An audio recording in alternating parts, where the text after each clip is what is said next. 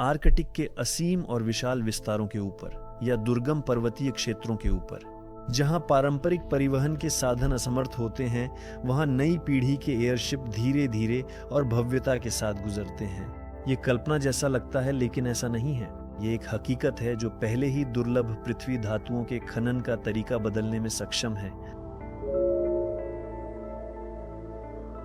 दुर्लभ पृथ्वी धातुएं आधुनिक तकनीकों की नींव हैं। स्मार्टफोन और इलेक्ट्रिक वाहनों से लेकर पवन टरबाइनों और सैन्य इलेक्ट्रॉनिक्स तक। लेकिन इनका खनन एक काफी जटिल, महंगा और पर्यावरण के प्रति संवेदनशील प्रक्रिया है। कई खनिज भंडार दूरदराज, अनछुए क्षेत्रों में स्थित हैं, जहां तकनीक, लोगों और उपकरणों को पहुंचाना बहुत मुश्किल है। और यहीं पर नई पीढ़ी के आधुनिक एयरशिप मदद के लिए आते हैं। ये हल्के, फुर्तीले होते हैं, कम गति पर आसानी से उड़ सकते हैं और बिना तैयार सतह के भी सुरक्षित रूप से उतर सकते हैं। ये सभ्यता और दुर्गम क्षेत्रों के बीच एक महत्वपूर्ण पुल बन जाते हैं। अपनी हाइब्रिड लिफ्टिंग प्रणाली और आधुनिक सामग्रियों की बदौलत ऐसे एयरशिप दर्जनों, यहाँ तक कि सैकड़ों टन माल ले जा सकते हैं और उन्हें हवाई अड्डों या सड़कों की जरूरत नहीं होती। वे खनन और प्रसंस्करण के लिए मॉड्यूलर इकाइयों, दल और विशेषज्ञ ऊर्जा मॉड्यूल पहुंचाते हैं। खनिजों के खनन के लिए खदानें शुरू करने के लिए जो कुछ भी जरूरी है, वे सब कुछ पहुंचाते हैं। और काम पूरा होने के बाद वे भी उतनी ही शांति से चले जाते हैं, पीछे बहुत ही कम निशान छोड़ते हुए। नई पीढ़ी के एयरशिप सिर्फ परिवहन का साधन नहीं, बल्कि भविष्य में संसाधनों के सतत, लचीले और जिम्मेदार खनन की कुंजी। ये वहां महत्वपूर्ण सामग्री प्राप्त करने की अनुमति देते हैं, जहां पहले असंभव था, वह भी ग्रह को कम नुकसान पहुंचाते हुए। तकनीकें न केवल हमारे जीने के तरीके को बदल रही हैं, बल्कि बदल रही हैं हम उन सभी चीजों का खनन कैसे करते हैं जो इन तकनीकों को संभव बनाती हैं। कभी एयरशिप्स भविष्य का प्रतीक हुआ करते थे। ये विशालकाय जहाज जो आसमान में बादलों के बीच धीरे धीरे तैरते थे, यात्रियों को महासागरों के पार ले जाते थे। उन्होंने रिकॉर्ड तोड़ उड़ानें भरी और असली इंजीनियरिंग के चमत्कार की तरह लगते थे। लेकिन एक पल में सब कुछ बदल गया। एयरशिप्स आसमान से गायब हो गए। लेकिन क्यों? और क्या सच में किसी ने उन पर प्रतिबंध लगा दिया था? सबसे प्रसिद्ध दुर्घटना जर्मन एयरशिप हिंडनबर्ग की 1937 में हुई त्रासदी थी। यह अमेरिका में डॉकिंग की कोशिश के दौरान फट गया। 36 लोगों की मौत हो गई।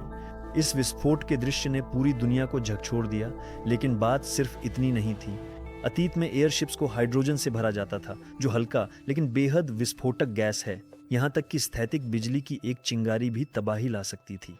हिंडनबर्ग एयरशिप की दुर्घटना के बाद दुनिया ने इस तकनीक पर भरोसा खोना शुरू कर दिया। उसी समय विमानन क्षेत्र तेजी से विकसित हो रहा था। हवाई जहाज तेज, अधिक विश्वसनीय और सुरक्षित हो गए।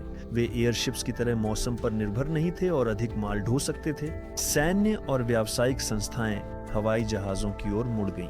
एयरशिप्स हाशिए पर चले गए। उन्हें आधिकारिक रूप से प्रतिबंधित नहीं किया गया था, बस उनका निर्माण बंद कर दिया गया। तकनीक पुरानी हो गई, निवेश गायब हो गए और विशेषज्ञ विमानन क्षेत्र में चले गए। ऐसा लगने लगा था कि एयरशिप्स का युग हमेशा के लिए समाप्त हो गया है। लेकिन आज सब कुछ बदल रहा है। नए सामग्री, सुरक्षित हीलियम, इलेक्ट्रिक इंजन और डिजिटल नेविगेशन ऐसी एयरशिप्स बनाना संभव बनाते हैं जो न केवल सुरक्षित हैं, बल्कि पर्यावरण के अनुकूल भी हैं। वे कई गुना कम ईंधन का उपयोग करते हैं, धीरे, लंबे समय तक और बिना शोर के उड़ सकते हैं।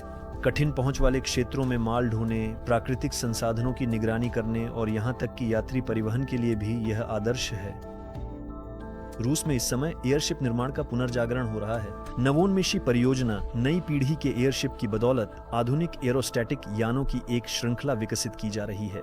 इनका उपयोग आर्कटिक, सुदूर पूर्व साइबेरिया में किया जाएगा, वहां जहां पारंपरिक परिवहन प्रभावी नहीं है। तो कुल मिलाकर एयरशिप कहीं गायब नहीं हुए हैं। वे बस अपने समय का इंतजार कर रहे थे।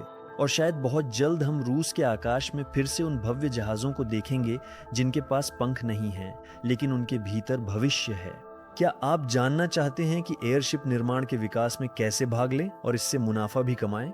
इस वीडियो के विवरण में दिए गए लिंक पर जाएं और हम अगली वीडियो में मिलेंगे।